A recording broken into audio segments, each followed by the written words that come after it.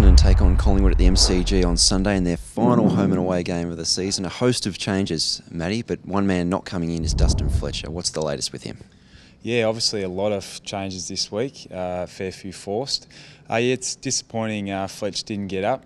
He tried really hard, obviously done a fair bit of training, but his body just didn't allow him to get to the position to play again, so he's ruled himself out. And it's unfortunate because it would have been great to play him as a sub or just get him out in some capacity, but his body hasn't allowed it, which is unfortunate for a legend of the game and a legend of the footy club. One man who has played a fair bit of footy this year is Brent Stanton. He's been pretty consistent. Why is he able to perform each week? Yeah, Stan's played a little bit different role this year.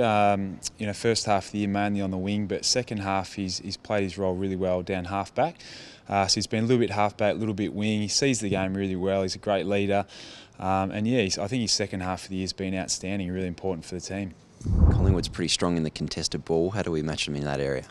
Yeah, they're a really attacking midfield, and they've got so many guys that roll through there. Even last week, Pendlebury started in some centre bounces but then dropped out.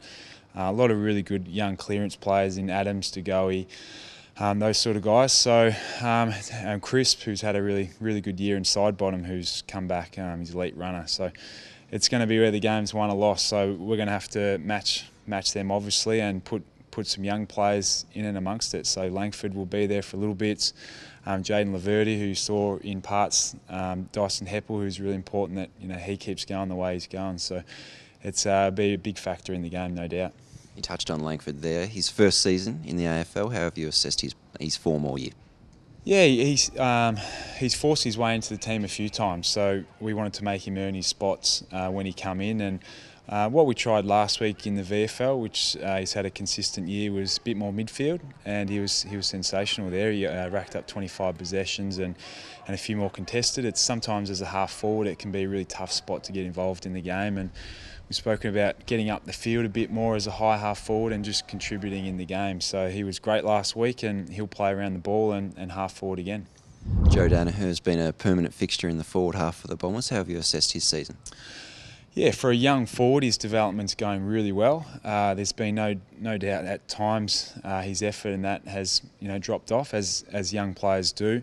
He's learning the game in a really tough position, and he's playing on the best defenders every week. So his development's going really well. What I really liked last week was early you saw him try to work his opponent over. I think sometimes he tries to get the ball over the back and probably doesn't give the kicker an easy option and present really hard. He sort of probably tries to get it over the back too much. So last week I loved the first contest. He was out in front of his opponent, working him over, and trying to get up the field a bit more and get involved in the game, which when you're not in the game, a way to get involved is to work your opponent over and try to get up the field and get involved in the game.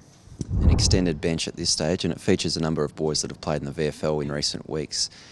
The VFL side, of course, has their finals campaign getting underway. How important is it having a standalone side for the development of these young guys? Yeah, it's really important. I've seen it for years, a few years here now, and obviously Geelong, and it does fast track your development with the young players. You get to play them in the positions that you want to play, and even last week, for example, we knew that Kyle, we wanted to give more opportunity in the midfield. Straight away he goes on ball, so we can play him in those positions. Guys like Elliot Kavanagh, who's played a fair bit in the VFL, you can try him in different spots on the wing, half forward. You can keep mixing it around, and they've been sensational, the VFL guys, this year, and we've got some great top-up players, the VFL listed players that have been excellent as well, Polkinghorne and Kyle Hardingham, who are educating them on the game.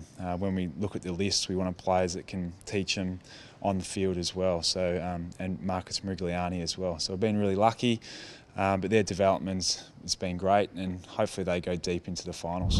So the final game of the year for the AFL side. How important is this game in terms of generating some momentum for pre-season and next year? Yeah, it's really important.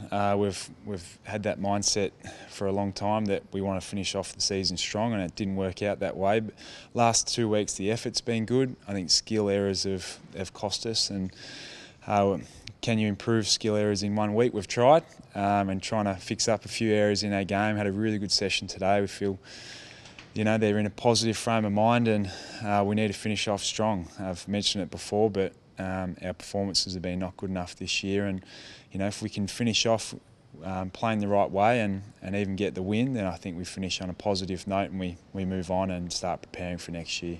All right, well, thanks a lot for your time, Ego, and good luck on Sunday. Thank you, Simon.